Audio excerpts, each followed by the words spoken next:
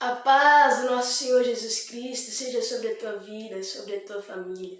É uma honra ter você aqui. Fique até o final, eu tenho certeza que Deus vai falar no teu coração.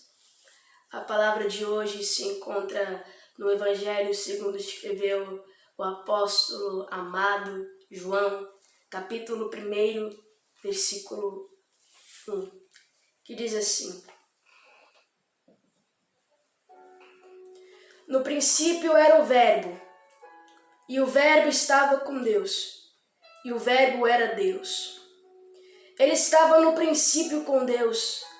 Todas as coisas foram feitas por ele, e sem ele, nada do que foi feito se fez. Nele estava a vida, e a vida era a luz dos homens.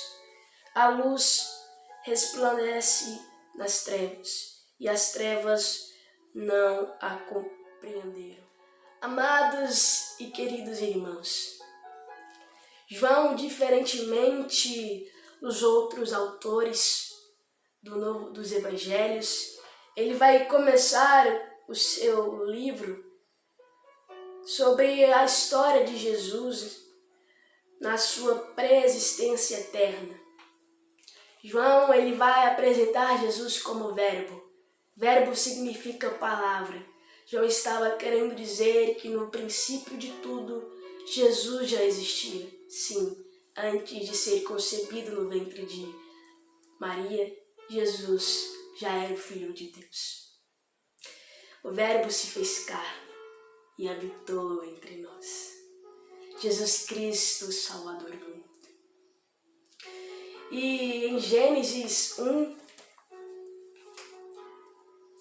versículo 26, vamos fazer uma interligação entre o livro de João, no capítulo 1, e Gênesis, capítulo 1. Em Gênesis, capítulo 1, versículo 26 diz: E disse Deus, façamos o homem à nossa imagem, conforme a nossa semelhança, e domine sobre o gado, e sobre toda a terra, e sobre todo réptil que se mova sobre a terra. Deus, ele vai ali falar esse versículo 26, Deus vai falar de uma forma de plural. Façamos, está no plural.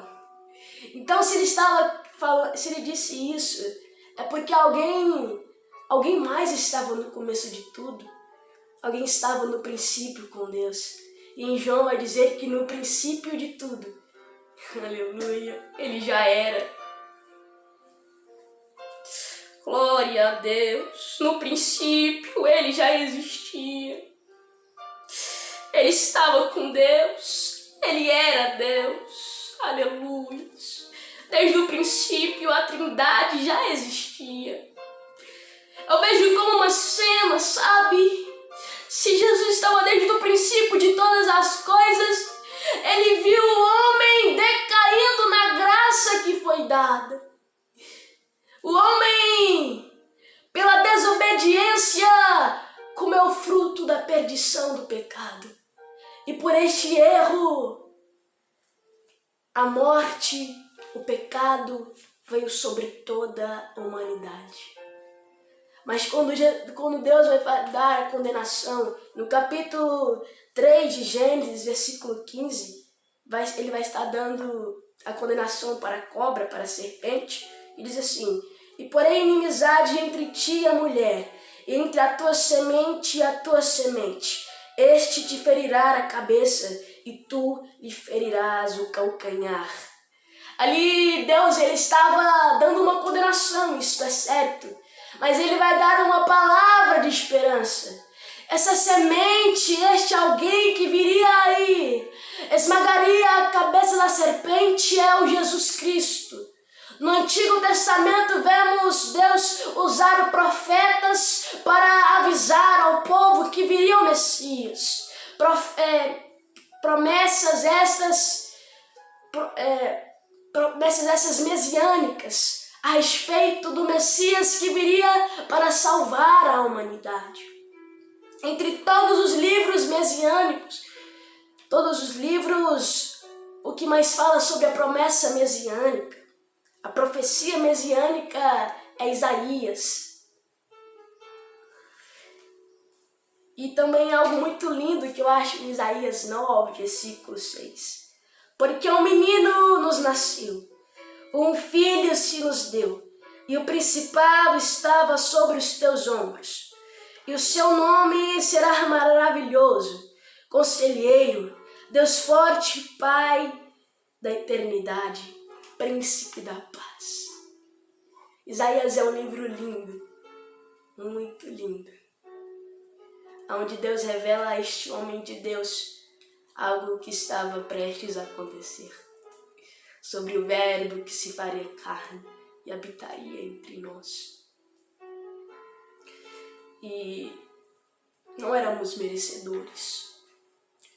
Eu fico pensando todos os dias, Deus, ele tinha todos os motivos para não ter entregado o seu único filho para morrer em nosso lugar. Deus tinha todos os motivos para abandonar a raça humana. Mas ele não desistiu de nós. Eu estou sentindo Jesus nessa palavra, meu irmão. Ele não desistiu de mim, de você. Ele veio para este mundo. Viveu 33 anos nesta terra. E na cruz do Calvário, ele cravou a cédula que nos era contrária. Aleluia. Glória seja dada ao Senhor. Em Isaías 53, versículo 4, diz assim: verdadeiramente ele tomou sobre si as nossas enfermidades e as nossas dores levou sobre si, e nós o reputamos por aflito, ferido de Deus e oprimido. Mas ele foi ferido pelas nossas transgressões e moído pelas nossas iniquidades. O castigo que nos traz a paz estava sobre ele, e pelas suas pisaduras fomos sarados.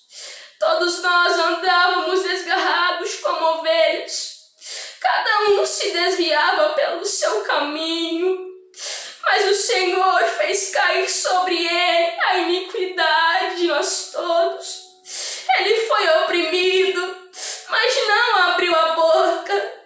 Como um cordeiro foi levado ao matadouro, como ovelha muda perante os seus tosquiniatores, ele não abriu a sua boca. Glória a Deus.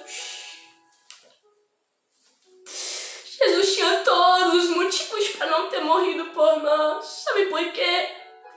Ele era 100% Deus, mas 100% ser humano. Então isso inclui que quando ele foi chicoteado, quando ele foi cuspido, porfeteado, quando em suas mãos aqueles homens cravaram aquele prego nas suas mãos, nos seus pés, ele sentiu dor como ser humano, mas como filho de Deus, ele entendia que valeria a pena ter se entregado. Sabe por quê? Porque os verdadeiros adoradores adorarão ao Pai em espírito e em verdade. Meu amado irmão e minha irmã, eu vejo como uma cena de Jesus ali naquela cruz.